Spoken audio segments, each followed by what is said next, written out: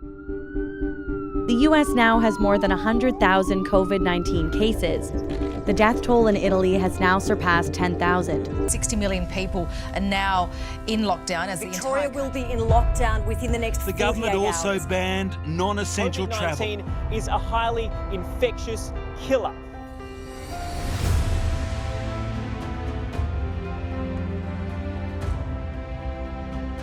We were told to wash our hands then, we're told to wash our hands now. Keep clean.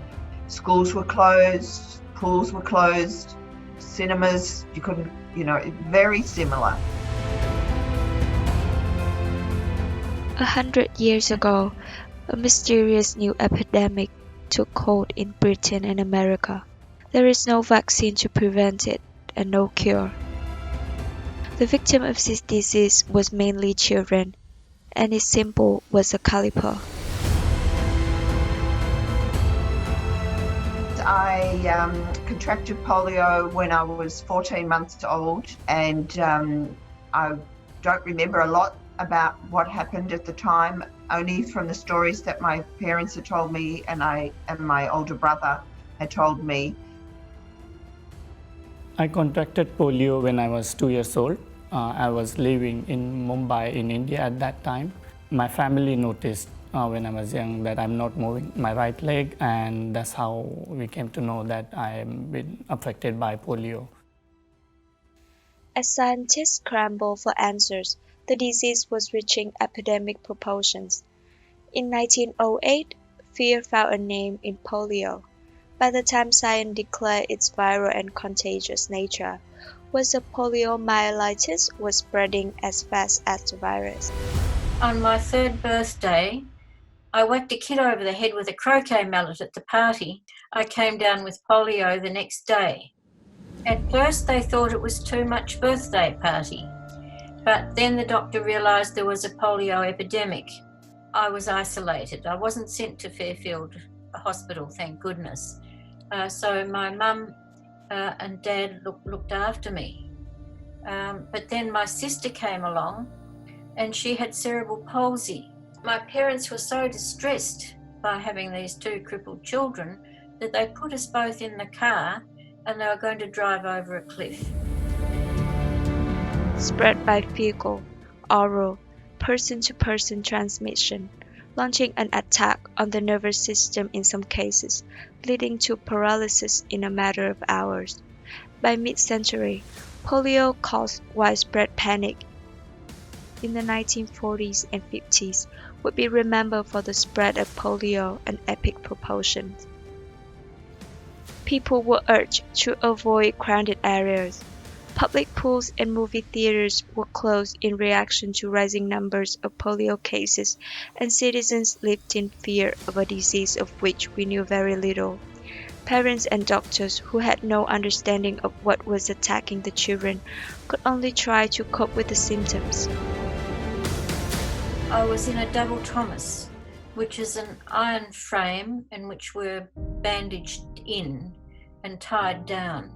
The aim is to immobilise paralysed muscles so that they become straight and not permanently crooked. That was like torture for me, really, because as a 3-year-old, I was chasing bullocks on the stock route outside. But that was life. And then things settled down, and we moved in 1959 to the eastern suburbs, and I attended a mainstream school, a little public school around the corner, and I got bullied. At which time I was walking, I started to walk, actually just to go back, I started to walk, and then I was walking, I had a short caliper, a short brace up to the knee, and then a long brace, and I was bullied at school because I couldn't keep up with the children and couldn't play, and kids can be a bit unfriendly and not very helpful. I was so looking forward to it, just to be like another kid. And I threw myself into everything. At first I was tied into a chair, and did my classes tied in a chair. I don't even like seatbelts in a car very much now, but I tried my best, but I think there was still, we call it polio fog brain, where the fatigue makes concentration difficult. And I don't think I was a very good student, but I loved reading and literature and writing. And my aim was to become a writer of some sort. In 1953, American research scientist Jonas Salk announced over radio his discovery of an injectable vaccine against polio. The following years saw progress in disease control and a new name in immunization as Salk vaccine. In 1961, Dr. Albert Sabin developed an oral vaccine which quickly became a weapon of choice against the virus. However, with many polio survivors, the disease is not over. After decades of trying to overcome the disabilities, post-polio syndrome hit them again in the age of 60s or 70s when overused muscle and nerves gave out after decades of strain. One of the most troubling areas for polio survivors is the concept of fatigue. It's not like a normal tiredness, it's an overwhelming feeling of loss and no energy whatsoever. Polio survivors have often had to battle with weakened limbs that mean other parts of the body have to do more work. So you have a mixture of neurological loss as well as musculoskeletal inefficiency. By the 1980s, I started feeling incredibly tired. I was falling over a lot, all kinds of weird pains that were unexplained. I went to so many doctors, I had so many tests and x-rays, and they kept coming back. Eventually, the local GP told me it was all in my head. I knew it wasn't. I was so insulted. I knew there was something wrong. I never thought of polio. Doctors here were too young to remember polio, let alone contemplate post-polio syndrome. And then someone sent me an article written in a South Australian newspaper about American polio survivors getting what was called post-polio syndrome. Well, it was such a relief. Although I'm very mobile, I face difficulties in a way where, especially at work, where I had to stand for long hours. So my left leg get affected by just standing for a long time, lots of strains. I have constant back pains as well. Even though I'm positive now and I'm smiling and everything, but it's not a daily thing that I think about, oh my God, why did this happen to me? But sometimes, just like anything, when you're frustrated in life about you can't do the things that you used to do, like I can't walk like I used to do. I walked all around Europe in 1993, and now I need to take a wheelchair or a scooter.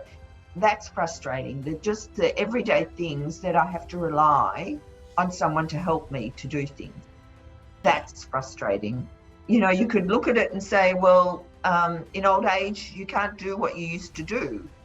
But I'm not old, but I still, you know, because my mind is active and I'll put it this way, the mind is active, but the body's not going with the mind. So my mind is thinking, I want to get up and I want to do, and then I realize I'm tired. I just can't.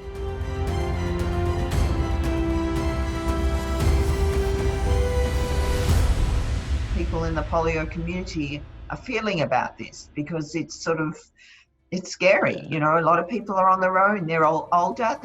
I'm young compared to some of the survivors. They'd be in their 80s and 90s. How are they coping in this time?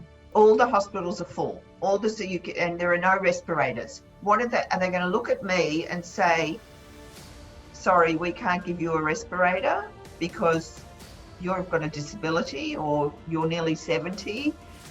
Or even if you're over 70, how will they work out who's going to get a respirator and who's going to get care?